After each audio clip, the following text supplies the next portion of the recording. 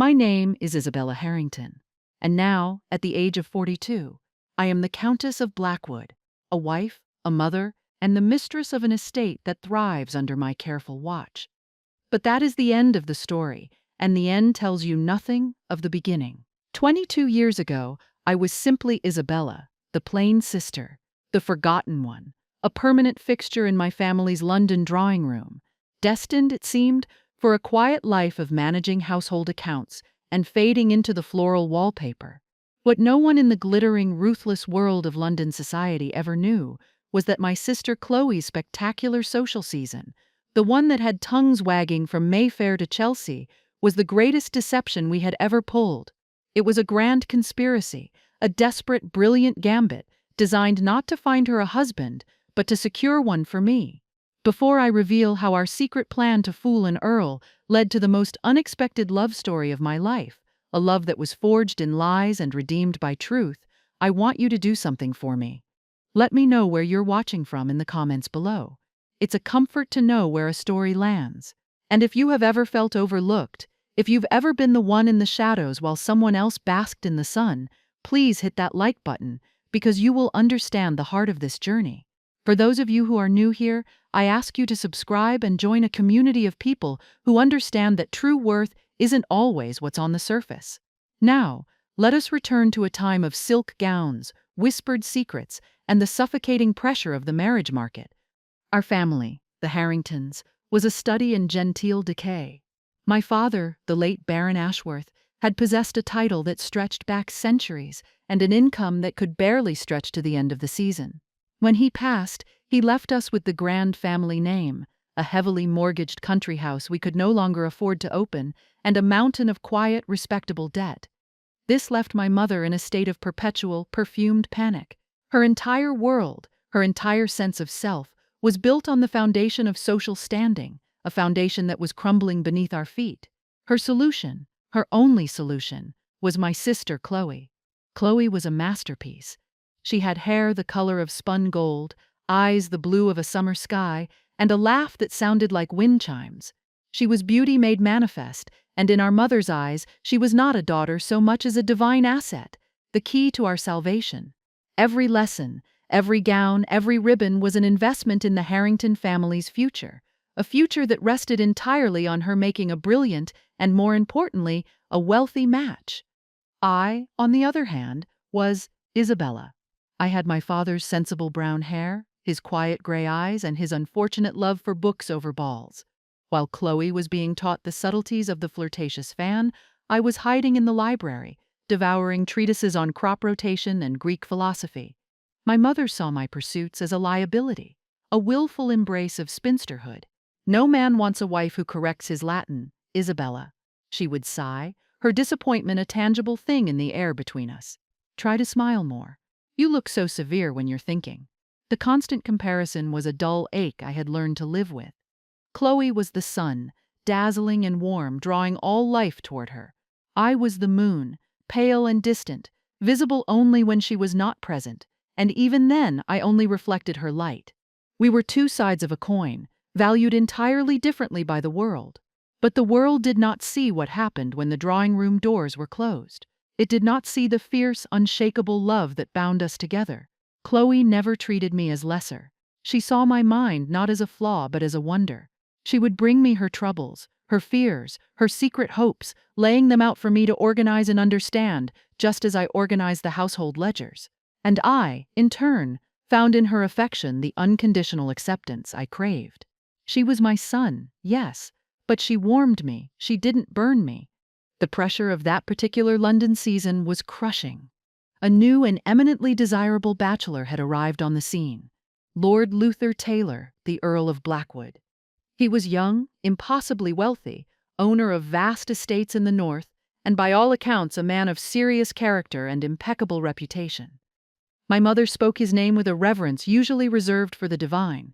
He was, in her words, the only hope for us. Every outing, every dinner, every ball was a campaign, and Chloe was the beautiful general leading the charge. I watched from the sidelines as my sister smiled and danced and charmed, her grace effortless, her beauty incandescent. But I saw the strain behind her eyes, the slight tremor in her hand, as she accepted a glass of champagne. This was not a game to her, it was a sentence. The breaking point came late one evening, after a particularly grueling ball at the home of Lady Danbury. I was in my room, having long since escaped the festivities, a book of astronomical charts open on my lap. The door creaked open, and Chloe slipped in, a vision in pale blue silk. But her face was a ruin. Mascara had tracked faint black rivers down her cheeks, and her shoulders slumped with a weariness that had nothing to do with dancing. She closed the door and collapsed onto the foot of my bed, her beautiful gown pooling around her like fallen petals. "I cannot do it, Isabella," she whispered, her voice raw. "I simply cannot." I set my book aside and went to her, wrapping my arms around her. She felt as fragile as a bird. "What is it, Safi? What happened?" She shook her head, burying her face in my shoulder. "It is all of it. Mother, the debts, the endless parade of simpering fools who look at me as if I am a prize mare to be purchased. Lord Ashworth, Lord Pemberley, even the Earl." She shuddered at the name. "He is perfectly pleasant, respectable, kind even, and that makes it worse.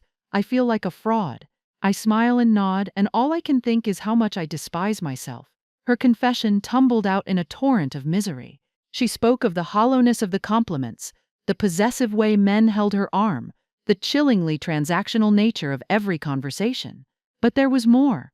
I could feel it, a deeper, more specific pain vibrating through her. "There is something else, isn't there?" I asked softly. She pulled back, her blue eyes swimming with tears. She hesitated, then reached into the small reticule that hung from her wrist and pulled out a folded piece of charcoal-smudged paper. It was a sketch, a quick, brilliant rendering of her own face, but not the placid, smiling face she showed to the world. In the sketch, her expression was wistful, her head tilted as if listening to a distant melody. The artist had captured not her beauty, but her soul. "Who did this?" I breathed, tracing the masterful lines with my finger. "His name is Dominic," she said, her voice barely audible. "He is an artist. I met him in the park a month ago. He was sketching the swans, and I was just trying to breathe for a moment, away from Mother. We started talking. I looked at her, and suddenly everything made sense. The strain, the despair, the desperate edge to her unhappiness. 'Oh, Seffi,' I said, 'you're in love with him.' She broke down completely then, sobbing as if her heart would break. 'He has nothing, Isabella. A tiny, freezing studio in a dreadful part of the city. He sells a painting here and there for pennies, but when I am with him, I feel real. He sees me. Not this decoration.' She clutched my hands, her grip frantic. 'Mother would rather see me dead than married to a penniless painter. And she is right, in her way. What would we live on? Love? It will not pay the butcher's bill or keep a roof over our heads. I have to marry someone like the Earl. I have to save us. But it will kill me. It will be the end of the real Chloe.' I held her, my mind racing. I saw the trap she was in, a beautiful cage forged from duty and love for her family. We were trapped together. Her fate was to be sold to the highest bidder, and mine was to watch it happen, to become the permanent unmarried aunt living on the charity of my sister's wealthy husband. We were both sacrifices on the altar of our family's survival, and in that moment, a flicker of rebellion ignited within me, a cold, clear anger against a world that valued my sister for her face, and me not at all. My father had always said my mind was my best asset. For years I had believed it was my greatest curse, the thing that set me apart and made me undesirable. But what if he was right? What if my mind, my quiet observation, my strategic thinking, could be a weapon? An idea began to form, audacious and terrifying. It was a whisper at first, then a clear, ringing bell of a thought. We were playing the game by their rules. What if we created our own? "Stop crying, Seffi," I said, my voice firmer than I intended. She looked up, startled. "Listen to me. You are right. You cannot marry the Earl of Blackwood. But the family will be secured," I said, the plan crystallizing with breathtaking speed. "But not by you. By me." Chloe stared at me as if I had lost my senses. "You? But Isabella, you, the men, She trailed off, embarrassed. "They do not see me," I finished for her, a bitter smile touching my lips. "And that is going to be our greatest advantage. No one watches the watcher." I stood up and began to pace, the energy of the idea thrumming through me. "Think, Seffi. You are the sun. You are so bright, so dazzling, that you blind everyone around you. When you are in a room, no one looks at anyone else. We will use that. We will turn your beauty into a weapon, a distraction. A distraction from what? She asked, her eyes wide. From me, I said. You will be the bait, but I will be the trap. You will draw all the attention, all the suitors, including the Earl. You will keep them buzzing around you like moths to a flame. And while you do, I will be in the shadows. I will observe, I will listen, and I will subtly, carefully, guide the one man we need toward me. Her jaw dropped. You want to catch the Earl of Blackwood? Yourself? Why not? I countered, the sheer insanity of it making me feel strangely powerful. What do we know of him? That he is intelligent? That he is serious-minded? That he has a reputation for being more interested in his libraries and his tenants' welfare than in frivolous gossip? Tell me, Sephi, does that sound like a man who is truly captivated by a pretty smile alone, or does it sound like a man who might, just might, be starved for a real conversation? I had done my research. In my quiet corner of the world, I had read everything I could about our potential saviors. I knew that Lord Blackwood had recently published a paper on modern agricultural techniques. I knew he had funded an astronomical observatory on his primary estate. He was not a fool. He was a man of substance, a man who might be intrigued by a woman of substance, if only he could be made to notice her. The plan is this, I continued, my voice low and conspiratorial. At every event, you will shine. You will be the most talked about, most sought-after woman in London. You will draw the Earl into your circle. But you will be just a little disappointing up close. You will talk of fashion and gossip. You will feign a charming ignorance of anything substantial. And then, at just the right moment, you will mention your quiet, bookish sister. You'll say something like, "Oh, you should ask Isabella about that, my lord. She reads the most peculiar things." You will plant a seed of curiosity. And you? She breathed, caught up in the madness of it. I will be where a man like him might seek refuge. In the library, on a quiet balcony overlooking the gardens, in the corner of the card room, and I will be prepared. I will be reading a book on a subject that interests him. I will be ready to have the conversation you cannot. I will engage his mind. I won't flirt. I won't flatter. I will simply be myself, but a carefully curated version of myself, positioned directly in his path. It was a conspiracy born of desperation, a wild, improbable gamble. Chloe would act as the dazzling decoy, freeing her to meet Dominic in secret. I would be the subtle strategist, attempting to secure a man who had likely never even registered my existence. It was an exchange, her freedom for my future, and by extension, the family's. We talked late into the night, refining the details, our fear slowly being replaced by a giddy sense of empowerment. We were no longer victims of the marriage market. We were its secret manipulators. Chloe would learn to feign vapidity, a skill she found surprisingly difficult. I would have to learn to be bold, to speak to a man of consequence without stammering. We giggled like schoolgirls, planning our campaign. Chloe would practice her dazzling, empty smiles in the mirror. I would sit across from her, pretending to be the Earl, while she practiced lines like, "Politics? Oh, it gives me such a headache. You must speak to my sister. She understands all that dreadfully dry business." We were two generals plotting a war, with London's ballrooms as our battlefield. The objective, capture the Earl of Blackwood. The prize, freedom for us both. We had no idea that in laying a trap for a respectable peer, I was also laying a trap for my own heart. The first test of our audacious plan was at the Duchess of Devonshire's annual masquerade, the glittering pinnacle of the social season. The air was thick with the scent of lilies and beeswax, the sound a symphony of rustling silk, clinking crystal, and orchestral music. Chloe was a triumph, dressed as Diana the Huntress in shimmering silver, with a delicate silver mask that concealed none of her radiance. She was immediately engulfed by a throng of admirers. She was magnificent, playing her part to perfection. She laughed, she teased, she let her hand linger for a fraction of a second too long in the hand of a hopeful duke. She was the sun, and the entire ballroom was her solar system, every man a planet caught in her gravitational pull. The Earl of Blackwood was no exception. He was tall and broad-shouldered, with dark, serious eyes that seemed to miss nothing. He wore a simple black domino mask that did little to hide his commanding presence.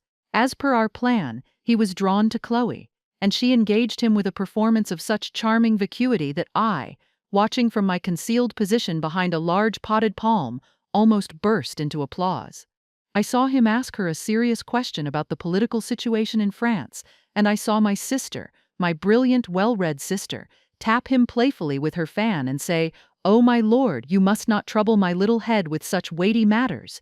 I am afraid I am quite silly when it comes to anything but a new bonnet." It was a masterpiece of calculated frivolity. My role was more subtle. I was dressed as night, in a gown of deep indigo velvet, with a mask adorned with tiny silver stars. It was fitting. I slipped away from the main ballroom, my heart a frantic drum against my ribs, and made my way to the Duke's library. It was a sanctuary of polished mahogany and the comforting scent of old leather. As I had hoped, it was nearly deserted. I selected a heavy volume from a shelf, a treatise on Newtonian physics I had noticed on a previous visit, and settled into a wingback chair near the fire, positioning myself so I would be visible but not obvious. Then I waited. An hour passed. My nerves were frayed thin. What if he did not come? What if Chloe's act was too convincing, and he simply dismissed our entire family as a gaggle of fools? I forced myself to actually read the book in my hands, losing myself in the elegant logic of the equations, my anxiety momentarily forgotten. A throat cleared nearby, and I looked up with a start. The Earl of Blackwood stood there, his black mask in his hand. His dark eyes were curious. "I beg your pardon," he said, his voice a low, pleasant baritone. "I did not mean to disturb you. It is rare to find anyone actually reading the books at these affairs." I felt a blush creep up my neck, but I forced my voice to remain steady. "It is rarer still to find anything worth reading in the ballroom, my lord. I find equations far more logical than gossip." His lips quirked into a small smile. An astute observation. "May I ask what has captured your attention so thoroughly?" "Newton," I said simply. I was just admiring the elegant simplicity of his law of universal gravitation. His eyebrows shot up in genuine surprise. He stepped closer, his gaze falling on the page. "You read Newton for pleasure? Doesn't everyone?" I countered, a spark of my true self breaking through the carefully constructed facade. "The universe is the most fascinating story ever written. It seems a shame not to learn its language." For the next half hour, we did not speak of the weather, or the music, or the latest scandal. We spoke of celestial mechanics, of Kepler's laws of planetary motion, of the philosophical implications of an infinite universe. It was intoxicating. His mind was as sharp and discerning as I had imagined. He listened, truly listened, to my opinions, challenging them, building upon them.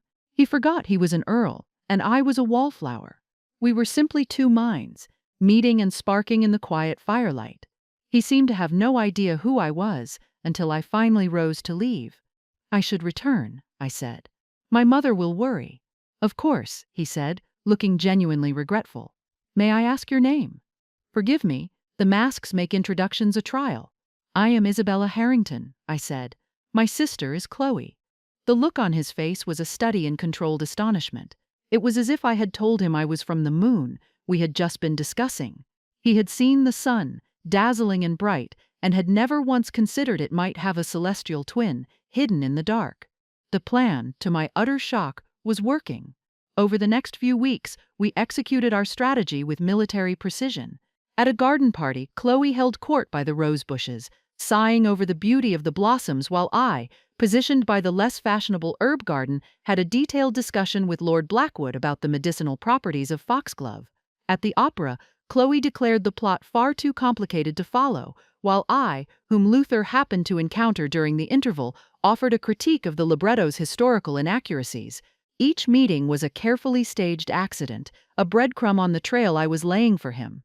Chloe was a brilliant co-conspirator. She would deflect Luther's attempts at serious conversation with a disarming giggle, always managing to mention me. "Oh, the shipping manifests from your estate, my lord. How fascinatingly dull. My sister Isabella adores that sort of thing. She keeps our household ledgers balanced to the penny." She made me sound like an oddity, a curiosity, and it worked. Luther's interest was piqued. He began to look for me at gatherings, his eyes scanning the periphery of the room, the quiet corners where I was always strategically placed. The first deviation from the plan came in the form of a small package, delivered by a footman. It contained a slim volume of poetry by a little-known astronomer, with a note in a strong, clear hand. Miss Harrington, I recalled our discussion of the music of the spheres and thought this might amuse you. Blackwood. My hands trembled as I held the book. This was not part of the strategy. A gift, a personal gesture, meant he was thinking of me outside of our accidental meetings. A warmth spread through my chest, a dangerous, unfamiliar feeling. This was supposed to be a cold, calculated campaign to secure a title and an income. It was not supposed to feel wonderful. I pushed the feeling down. This was for Chloe. This was for our survival. While my part of the plan was succeeding beyond my wildest dreams, Chloe's was becoming increasingly perilous. Her secret trysts with Dominic were her only solace, but they were fraught with danger. He was growing impatient, hating the deception, hating the idea of her in the company of other men. One afternoon, their clandestine meeting in a secluded corner of Hyde Park was nearly exposed. Viscount Marwood, a foppish and particularly persistent suitor whom Chloe had roundly rejected, had been following her. She and Dominic were forced to part abruptly, Chloe using all of her considerable charm to convince the suspicious Viscount that she had merely been seeking a moment of solitude. The incident left her shaken. "We are running out of time, Isabella," she said that evening, her face pale. "Marwood is like a dog with a bone. If he suspects something, he will not let it go. Your plan must work, and it must work soon." The true turning point, the moment when the lines of our conspiracy began to blur irrevocably with reality, came with an invitation to Blackwood Manor for a weekend party. It was a signal of serious interest, and my mother was ecstatic. The invitation specifically mentioned the Earl's hope that Miss Isabella might enjoy a tour of the Blackwood Observatory. I knew this was it. This was the culmination of our efforts. Blackwood Manor was magnificent, a grand stone edifice that spoke of centuries of power and stability. But it wasn't the house that captivated me. It was the observatory. It was a beautiful dome-topped building set on a hill overlooking the estate. On our second evening there, after a long and tedious dinner, Luther invited me to see it. Under a canopy of brilliant, diamond-sharp stars, we walked up the hill. The air was cool and smelled of damp earth and night-blooming jasmine. Inside the observatory, a massive brass telescope dominated the space, aimed at the heavens like a silent cannon. For a while, we did not speak. He showed me how to work the intricate gears, his hand brushing mine as he adjusted the focus. The touch was electric, and I had to physically stop myself from snatching my hand away. We took turns looking through the eyepiece, marveling at the rings of Saturn, the clustered jewels of the Pleiades. The vastness of space had a way of shrinking earthly concerns, of making a London season and its desperate schemes seem small and insignificant. Finally, we stepped out onto the narrow balcony that encircled the dome. The whole of the sleeping countryside was spread out below us. "It is my escape," Luther said quietly, breaking the comfortable silence. He was leaning on the railing, looking not at the stars, but at me. "From what?" I asked. "The title," he said with a sigh. "The duties, the endless parade of people who want something from the Earl of Blackwood, but have no interest in Luther Taylor. They see the name, the fortune. They don't see the man who would rather spend his night charting constellations than making small talk." His words were a direct echo of Chloe's, of my own. He, too, felt like a fraud, a man playing a part. In that moment, he was not the target of my scheme. He was just a man, lonely and burdened. "I understand," I said, my voice softer than I intended. "Sometimes I feel as though I am invisible, that people look at my sister's beauty, and I simply cease to exist beside it." It was the most honest thing I had ever said to him. The admission slipped out, a betrayal of the calculated role I was supposed to be playing. He turned to face me fully. The moonlight silvered the sharp planes of his face, and his eyes were dark and serious. "I have never found that to be the case," he said, his voice low. "When I am with you, Miss Harrington, it is the rest of the world that becomes invisible." He took a step closer. The space between us crackled with a tension that had nothing to do with gravity or celestial mechanics. It was something far more powerful and far more terrifying. I could feel the warmth of his body, smell the faint, clean scent of his cologne. My carefully constructed plan, my strategy, my duty, it all dissolved into nothing. There was only this man, and this moment, and the wild, treasonous beating of my own heart. He lifted a hand and gently brushed a stray curl from my cheek. His touch was feather light, but it sent a shockwave through me. I knew he was going to kiss me, and heaven help me, I wanted him to. It was what I had been working towards, the ultimate checkmate in my game. But it was no longer a game. I was falling in love with him, and the realization filled me with equal parts elation and pure, gut-wrenching guilt. This was a lie. Our entire acquaintance was built on a foundation of lies. If he kissed me, it would be the ultimate deception. I took a half step back, my throat tight. "It is getting late, my lord. We should return." The moment shattered. A flicker of confusion, perhaps hurt, crossed his face before he masked it with a polite nod. "Of course," he said, his voice once again formal. "Forgive me." The walk back to the house was silent and excruciating. I had succeeded. I had captured his interest, his admiration, perhaps even his heart. But in doing so, I had become the very thing Chloe despised, a fraud. The plan had been to secure my family, but I had not accounted for the cost to my own soul. When we returned to London, the shift in the social atmosphere was palpable. It was no longer Chloe whom the gossip columns watched with breathless anticipation, but me. Tongues wagged behind fans. How had the plain, bookish Harrington sister managed to capture the attention of the season's most eligible bachelor? My mother was in a state of bewildered ecstasy. She couldn't comprehend it, but an Earl was an Earl, and she began treating me with a dazed, unaccustomed respect that I found deeply unsettling. Luther, bless his heart, was undeterred by the whispers. He called on me formally, sending my mother into a flurry of activity. He took me driving in the park, not in a flashy, high-perch phaeton, but in a quiet, sensible carriage where we could actually speak. Our conversations were no longer confined to science and literature. He spoke of his hopes for his estate, his frustrations with Parliament. He asked for my opinions, and he listened to the answers. He saw me, Isabella, not as a means to an end, but as an end in herself. And with every passing moment, my guilt grew, a cold, heavy stone in my stomach. I was living a lie, and the man I was deceiving was the kindest, most honorable man I had ever known. One afternoon, he formally requested my mother's permission to court me, with the clear intention of proposing marriage. The news was the culmination of everything we had worked for. Chloe hugged me, her eyes shining with relief and joy for me. "You did it, Isabella. You're a genius. We're free." But I felt no triumph. I felt like a condemned prisoner. "He is falling in love with a character I invented," I whispered to her, my voice choked with misery. "He admires my mind, yes, but he also admires what he thinks is my quiet, unassuming nature. He has no idea I am a cold, calculating schemer who targeted him like a fox targets a hen." "You are not," Chloe insisted, her loyalty fierce. "You did what you had to do for us, and you are not cold. You are the warmest, most brilliant person I know.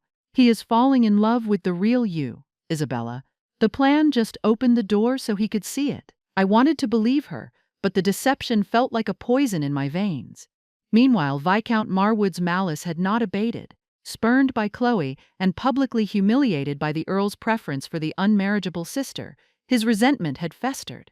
He was a petty, vindictive man, and he refused to let the matter go. Convinced there was some trickery at play, he had taken to having us followed. His spy was clumsy, but eventually effective. He discovered Chloe's secret: the trips to the shabby part of town, the clandestine meetings with the handsome, penniless artist. Marwood had his weapon, and he waited for the perfect moment to deploy it. The setting for our ruin was the Duchess of Blackwood's annual masquerade ball, a lavish affair that marked the unofficial end of the London season. This time, I did not dress as knight. At Luther's specific request, I wore a gown of pale green silk, the color of new leaves in spring, and a simple gold mask. He said he wanted me to stand out, so he would not have to search for me. Chloe went as a Venetian princess, her gown a riot of color, her mask elaborate and plumed. She was still playing the part of the dazzling decoy, but her heart wasn't in it. She and Dominic had made plans. Once I was safely engaged, they would elope to Italy, where he believed his art would find a more appreciative audience. The night was charged with a palpable sense of finality. Luther was more attentive than ever, rarely leaving my side.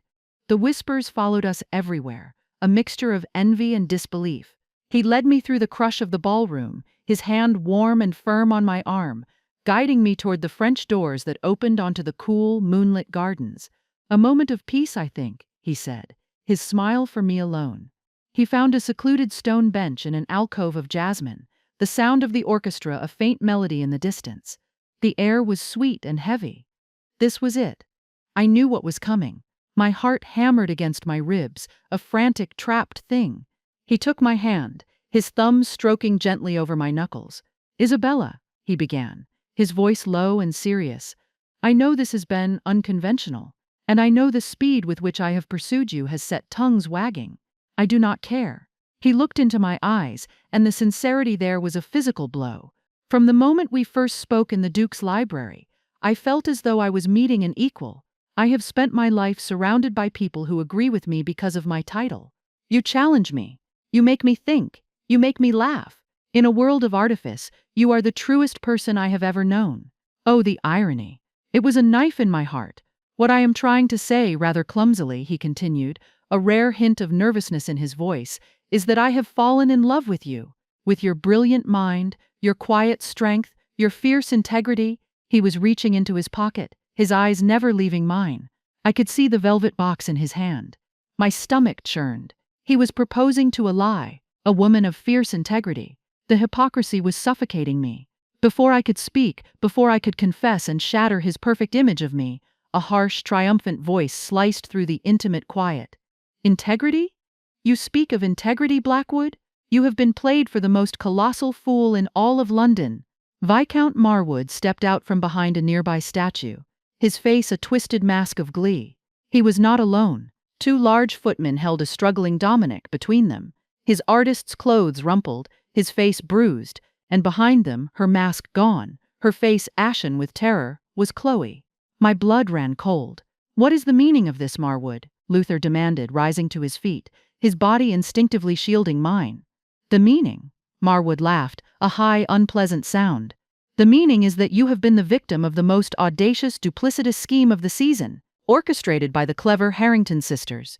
He gestured dramatically towards Chloe and Dominic. "You see this? Your intended's beautiful sister has been carrying on a sordid affair with this gutter painter. While she kept the world distracted with her charms, she was sneaking off to his garret for liaisons I wouldn't dare describe in polite company." A crowd was gathering, drawn by the commotion. Faces appeared in the moonlight, masks tilted in curiosity, smelling the rich scent of scandal. My mother pushed her way to the front, her face a mask of horror. "While the beautiful one plays the field," Marwood crowed, his voice rising for the benefit of his audience, "the plain one, the quiet one, was tasked with snaring the biggest fish, a calculated plot to entrap you, my lord. She engaged your mind with her pretty little book learning, all a deliberate, cold-blooded strategy to secure your title and your fortune to save her ruined family. She didn't fall for you, she targeted you." Luther looked from Marwood's gloating face to Chloe's terrified one, and then finally to me. His expression was not angry. It was worse. It was confused, bewildered, and deeply, deeply hurt. The trust in his eyes, the trust I had cherished and betrayed, was shattering like glass. Everything hung in the balance. This was the moment. My mind, the strategist, screamed at me to deny it, to cast Chloe aside, to paint her as a rogue element, to salvage my own position. I could save myself, but I would have to destroy my sister. I looked at Chloe, her eyes pleading with me. I saw Dominic, struggling against his captors, his gaze fixed on her, full of helpless love, and I knew what I had to do. The plan had been for her freedom. I would not abandon it now. I straightened my shoulders and stepped out from behind Luther's protective stance. My voice, when it came, did not tremble. It was clear and cold as ice. "He is not entirely wrong," I said, my words dropping into the stunned silence. Every eye in the garden was on me. "My sister, Chloe, is in love with Mr. Dominic. She has been for months." I walked over to my sister and took her hand, pulling her to my side. Her hand was ice cold. "But the rest," I continued, turning to face Luther, my heart breaking with every word, "the rest of the plan, that was mine alone." I forced myself to meet his wounded gaze. I saw my family's ruin. I saw my sister's misery. I knew her heart belonged elsewhere. and I knew she would be forced into a marriage that would crush her spirit. And I looked at you, my lord, an intelligent, honorable, and wealthy man, an asset to be acquired. So yes, I planned it. Every accidental meeting, every conversation. I researched your interests. I positioned myself in your path. I engineered this entire courtship as a solution to my family's problems. I let the lie stand, the cruelest part of it. I omitted any mention of my own feelings. I painted myself as the cold, manipulative creature Marwood described. It was the only way to protect Chloe's love story, to make her affair seem a pure romantic tragedy rather than a sordid part of a financial scheme. My only regret, I said, my voice hardening into something unrecognizable, is that we were discovered before the contracts were signed. The gasp that rippled through the crowd was audible. My mother made a small, strangled sound and collapsed in a faint. Luther just stared at me, the hurt in his eyes slowly being replaced by a shuttered, glacial coldness. I had done it. I had saved my sister by destroying myself, by confirming his worst fears, by becoming the monster in my own story. The conspiracy was over, and we were all ruined. The fallout was immediate and catastrophic. The Harrington name was toxic. We were the talk of London. But not in the way my mother had ever dreamed. We were a cautionary tale, a scandal of the highest order. Doors that had once been open to us were now firmly shut. Invitations ceased. When we dared to show our faces in public, we were met with icy stares and overt whispers. We had no choice but to retreat. We sold what little we had left in London and retired in disgrace to a small, damp cottage in a forgotten corner of Hampshire, a property so insignificant that my father's creditors had overlooked it. My mother took to her bed, her days a cycle of weeping and recrimination. It was all my fault. My unnatural cleverness, my wicked ambition, had brought this ruin upon them. She never spoke to me except to blame me. Chloe, however, was a revelation. Freed from the gilded cage of London society, she seemed to bloom. The guilt she felt over my sacrifice was immense, a constant shadow in her eyes, but she refused to let me bear it alone. She cooked and cleaned and tended the small, overgrown garden. She stood by Dominic, who, upon being released, had immediately made his way to our cottage. He was a good man. He blamed himself for the scandal, but Chloe would not hear of it. They had nothing but each other, and it seemed to be enough. Their love, stripped of all artifice and secrecy, was a quiet, steady flame in the wreckage of our lives. I, on the other hand, felt hollowed out. I had succeeded in my primary objective. Chloe was free to be with the man she loved, but the cost had been everything: my reputation, my family's standing, and the only love I had ever known. I spent my days walking the misty fields, my nights staring at the same constellations I had once discussed with Luther. The stars were cold, distant comforts. I replayed our last conversation in the garden, over and over again. The hurt in his eyes haunted me. I had protected my sister, but I had willfully, cruelly broken the heart of a good man, and in doing so, I had broken my own. I accepted my fate. I would be a spinster, the disgraced aunt, living out my days in obscurity. It was the price of my gambit. Meanwhile, at Blackwood Manor, Luther was fighting his own battle. His first reaction had been one of deep, cutting betrayal. The woman he had admired for her integrity had confessed to being a master manipulator. The authenticity he had cherished had been a performance. He was angry, hurt, and deeply embarrassed. He threw himself into his work, managing his estates with a grim, relentless focus. But he could not escape her. Her words, her ideas, her face were etched into his mind. As the weeks passed, his anger began to cool, replaced by a persistent, nagging doubt. He replayed every conversation they had ever had. Was it possible to fake that level of insight into astronomical theory? Could someone feign a passion for agricultural reform with such convincing detail? The foundation of their connection might have been a deception, but the substance of it, the substance had felt real. He remembered the look on her face when she confessed. It wasn't triumph. It wasn't the cold satisfaction of a schemer. It was devastation. It was the look of someone sacrificing herself. He began to see the event not through the lens of his own hurt, but through hers. He saw a brilliant woman, overlooked by the world, using the only weapon she had, her mind, to save the sister she loved from a miserable fate. It was not a cold financial transaction. It was an act of fierce, desperate love. He thought of her final, cutting remark about the marriage contracts. It had been too cruel, too theatrical. It was the statement of someone trying to burn a bridge so completely that no one would ever be tempted to cross it again. He realized he was not angry at the deception. He was in awe of the strategist. He had been looking for a partner, an equal. What was a greater sign of a formidable partner than the ability to conceive of and execute such an audacious plan? He had fallen in love with Isabella Harrington, the quiet intellectual, but he now realized he was also in love with Isabella Harrington, the brilliant, loyal, self-sacrificing mastermind. Almost 2 months after the fateful masquerade, a letter arrived at our cottage. The postmark was local, but the wax seal was unmistakable. The stag of the House of Blackwood. My hand trembled so violently I could barely break it. Chloe and Dominic watched me, their faces etched with anxiety. I unfolded the heavy parchment. The handwriting was his, strong and sure. It was not a letter of condemnation. It was not a demand for an apology. It was something else entirely.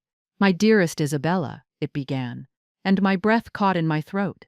"I have spent the past weeks in a state of considerable reflection. I have replayed the events of that evening in the Duchess's garden 1,000 times, and I have come to a singular conclusion. Viscount Marwood called me a fool. In this he was correct, but not for the reason he believed. I was a fool for not seeing the truth of the situation immediately. You are not a woman of questionable integrity, but a woman of the most profound and fearsome loyalty I have ever had the honor to witness.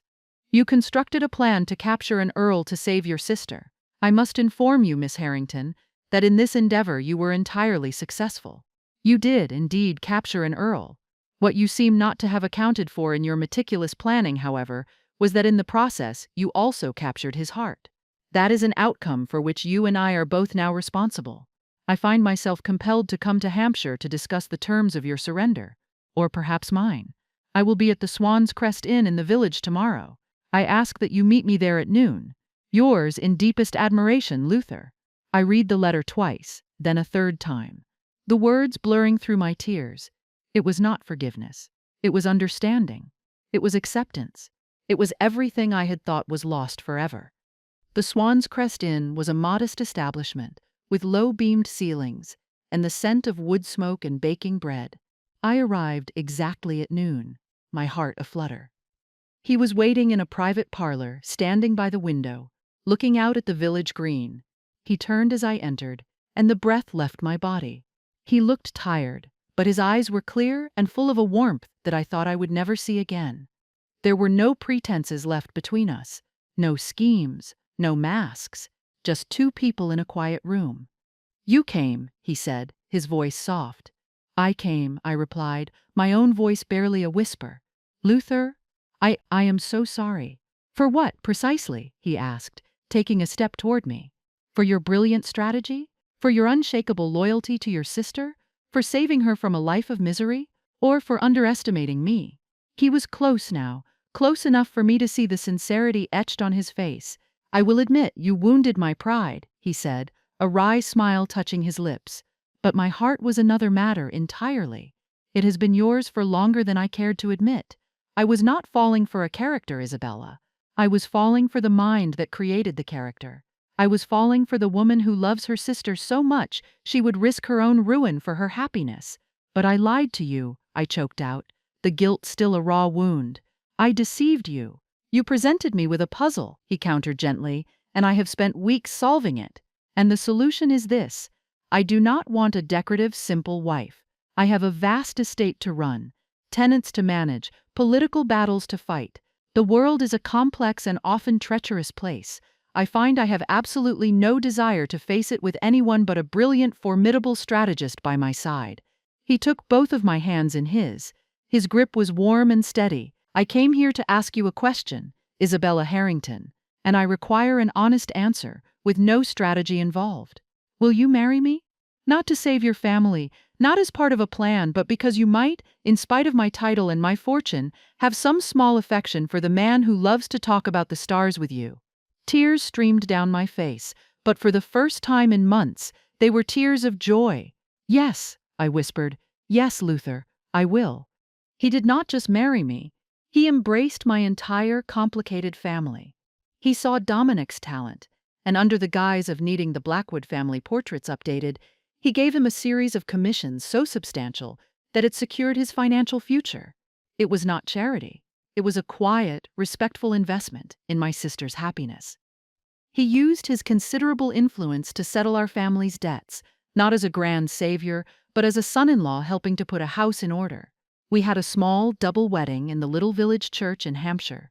Chloe married her artist, her face radiant with a pure, untroubled joy, and I married my Earl, my partner, my equal. As I stood beside him, exchanging our vows, I looked at my sister, and we shared a look of profound understanding, of shared victory. Our great conspiracy, born of desperation and fear, had somehow, miraculously, led us both to our own true and authentic happiness. We had played the game, but we had won it by making our own rules. My mother, seeing her daughters married, one to an earl, the other to an artist, now flush with commissions from that same earl, made a remarkable recovery. She never truly understood the intricacies of what had happened, preferring to believe it was all some grand romantic tale she could dine out on for years. In the end, our great deception revealed the most profound truth: that love is not found in the dazzling spotlight of a ballroom, but in the quiet, shadowed corners where two people truly see one another. It isn't about playing a part, it's about finding the person who loves you most when you have finally taken off your mask. So what do you think of the plan we hatched? Was it a wicked deception or a necessary strategy for survival? Let me know your thoughts in the comments below. I truly want to know. Thank you for joining me on this journey back in time, for listening to my story. If it resonated with you, please don't forget to like this video and subscribe for more stories about finding your own path in a world that tries to choose it for you. Remember that your greatest strengths are often the very ones that others overlook or underestimate. Never be afraid to use them. I wish you all the strength to be the brilliant, formidable author of your own lives. Thank you for listening.